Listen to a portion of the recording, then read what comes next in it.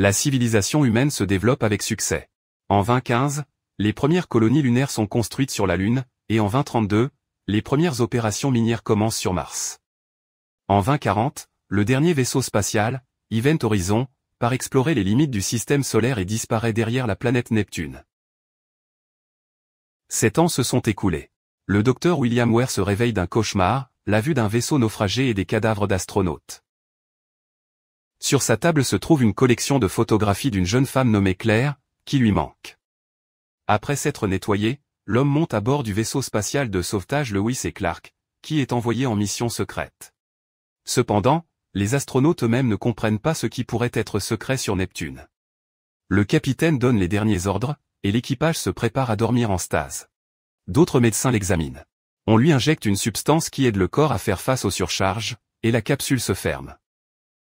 Il faut 56 jours sur la route, et un jour Ware entend son nom à travers le rêve et se réveille. Il sort de la capsule et regarde autour de lui. Tous les membres de l'équipage dorment, mais la voix continue de résonner. Il sort dans la salle de contrôle, voit une femme dans le siège du pilote et reconnaît qu'il s'agit de Claire.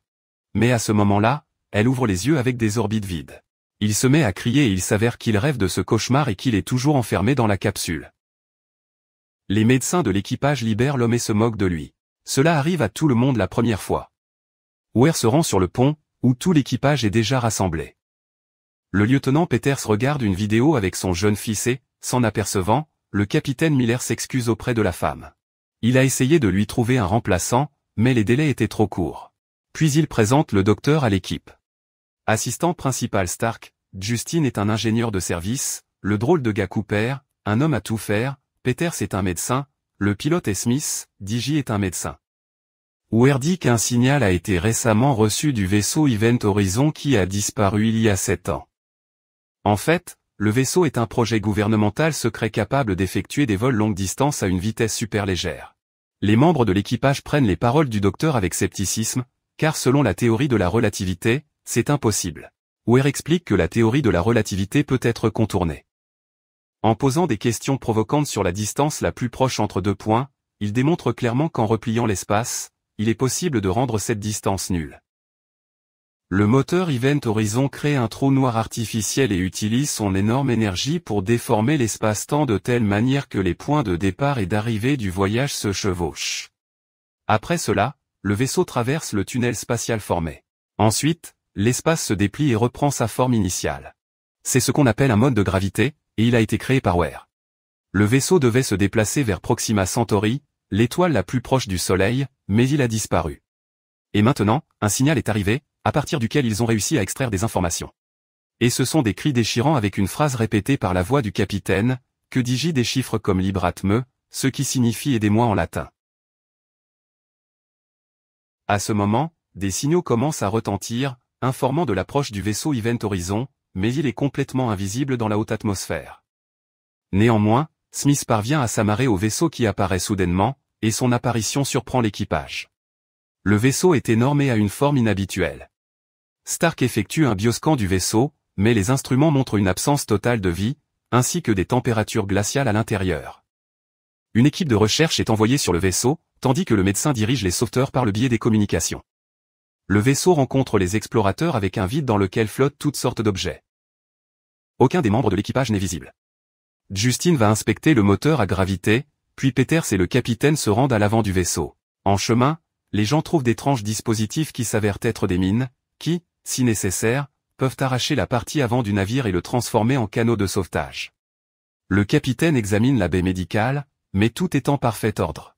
Soudain, une partie de la main d'un homme heurte le casque du capitaine, mais il ne montre pas sa peur et continue son chemin. À ce moment, Justin se dirige vers le moteur, auquel mène un étrange tunnel de pièces rotatives, qui rappelle au pilote un hachoir à viande. Pendant ce temps, Peters inspecte le pont et trouve des empreintes de pas sanglantes. Alors qu'elle essaie de récupérer le disque avec le journal de bord, un cadavre gelé flotte jusqu'à elle. Les gens ne peuvent pas comprendre ce qui a pu défigurer autant le corps.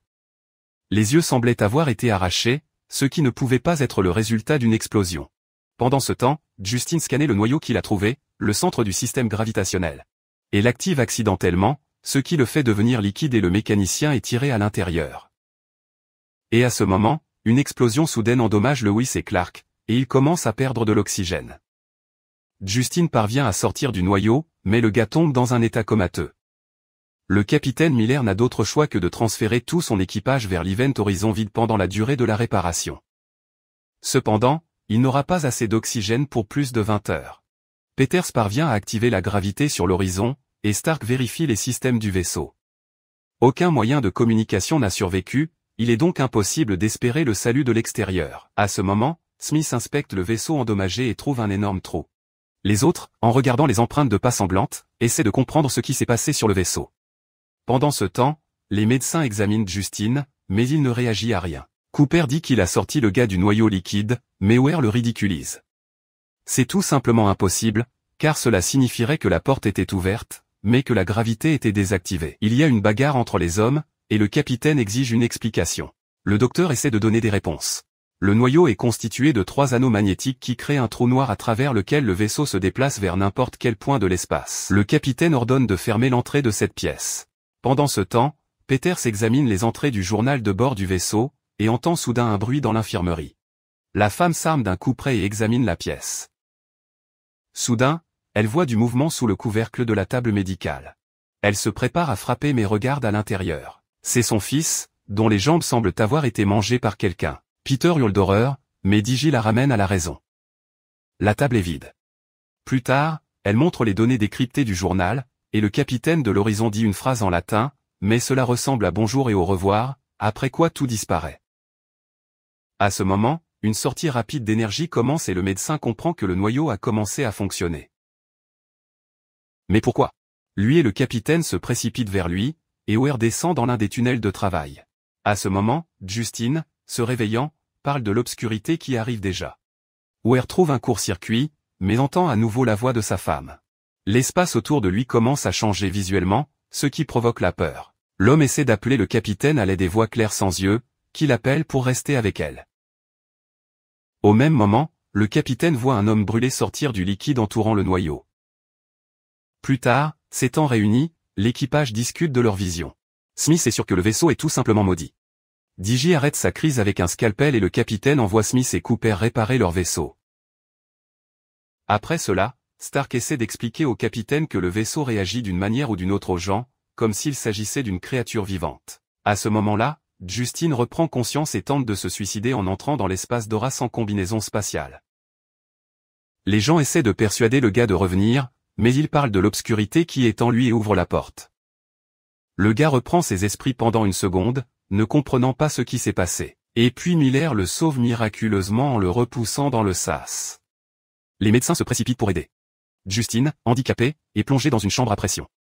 Le capitaine ordonne d'activer toutes les possibilités. Il reste 4 heures d'air, et ils doivent découvrir ce qui est arrivé au premier équipage avant que cela ne leur arrive. Stark se souvient des mots de Justine sur l'obscurité en lui, mais Weir ne peut pas expliquer ces mots et quitte simplement le pont. Le capitaine le rattrape, il doit savoir ce qui se passe. C'est Weir qui a construit le navire, et il devrait savoir où s'ouvrent les portes et où le navire se trouve depuis 7 ans. Mais il ne peut rien dire de précis. Le capitaine part, mais dans le passage, il commence à entendre la voix de son bateau soin, qui est mort sur le navire que Miller commandait auparavant. À ce moment-là, il y a eu une explosion des réservoirs d'oxygène, et seuls 4 membres d'équipage ont réussi à s'échapper. Le maître d'équipage criait, mais Miller ne pouvait rien faire pour lui. Après cela, il a juré qu'il ne perdrait pas un seul membre de l'équipage.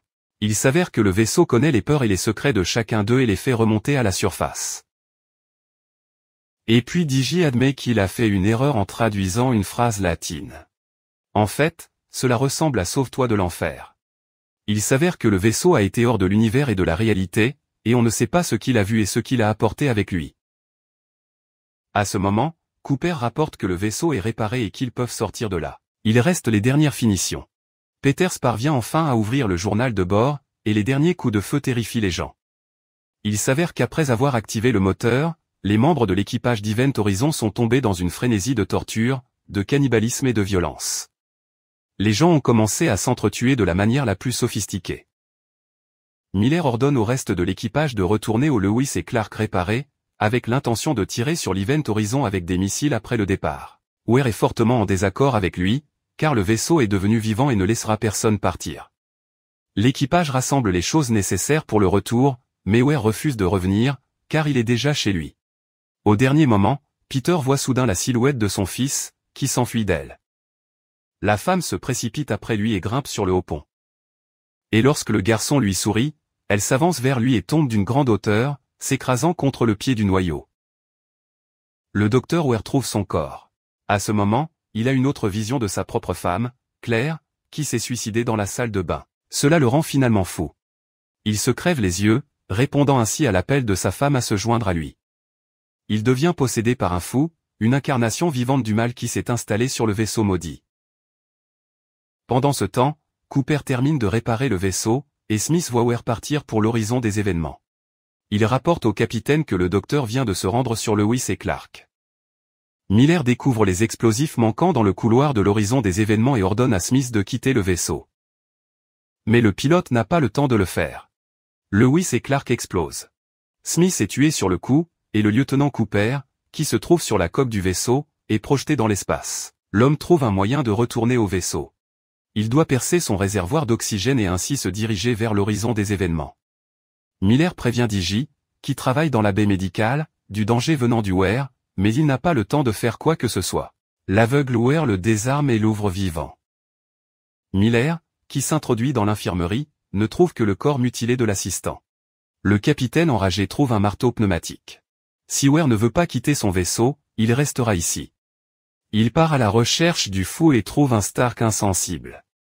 Après avoir ramené la femme à la raison, il voit Weir dans le fauteuil du capitaine. Weir admet qu'il a créé l'Event Horizon pour atteindre les étoiles. Mais il est allé plus loin et est entré dans un autre univers, une dimension de vrai chaos et de pur mal. Et lorsque le vaisseau est revenu, il est devenu vivant. Il est beau, malgré le fait qu'il ait détruit son équipage. Weir est prêt à montrer où se trouvait le vaisseau, après quoi il démarre le moteur gravitationnel, dans l'intention d'envoyer à nouveau l'Event Horizon dans un nouveau voyage. À ce moment, Stark attaque Weir, mais Weir jette la femme au loin et s'empare du marteau pneumatique de Miller. Le capitaine prévient qu'il peut percer la coque, mais le docteur n'a pas peur. Pendant ce temps, Cooper retourne au vaisseau, vole jusqu'au pont et essaie de contacter quelqu'un à l'intérieur. Weir riposte au hublot du pont. Le pont commence à se décompresser et le docteur est projeté dans l'espace. Le capitaine parvient miraculeusement à remonter dans le vaisseau et au dernier moment entraîne Stark à l'intérieur. À ce moment, un signal se fait entendre depuis le verrou de proue. Les gens s'arment. Cela peut être bizarre, mais ils ne peuvent prendre aucun risque. Heureusement, il s'avère que c'est Cooper. Mais malgré la mort du docteur, rien n'est encore terminé, car le noyau est activé. Miller décide de faire exploser le couloir et de se cacher dans la timonerie. Pour ce faire, ils prépareront les réservoirs et plongeront en stase, envoyant d'abord des signaux de sauvetage.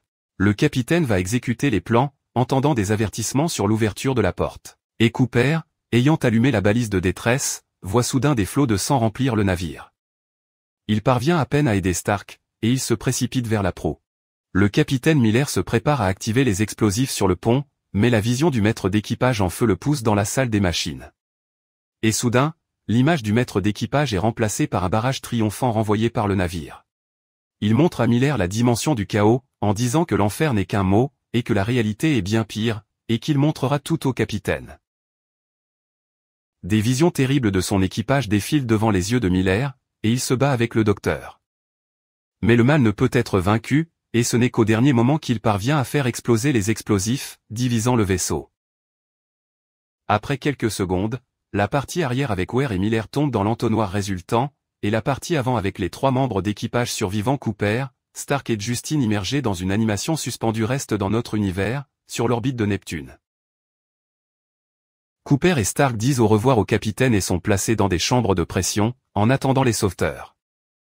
Après 72 jours, une deuxième équipe de secours apparaît sur le vaisseau. Stark est le premier à sortir de l'animation suspendue et accueille joyeusement les gens de la Terre et demande où sont Cooper et Justin. Cependant, sous le casque du maître nageur, elle voit à nouveau le visage cicatrisé, défiguré mais toujours triomphant du Dr. Weir. Stark est terrifié par une vision monstrueuse. Cooper et le maître nageur tentent de la calmer en lui répétant que tout ce qui est terrible est terminé. Mais la porte du sas se ferme, laissant ouverte la fin du film. Il y a certains ratés dans le film, des absurdités pures et simples dans la vision du futur et des découvertes scientifiques. Mais la question philosophique n'est en aucun cas ridicule. Où mènent les nouvelles découvertes de l'humanité?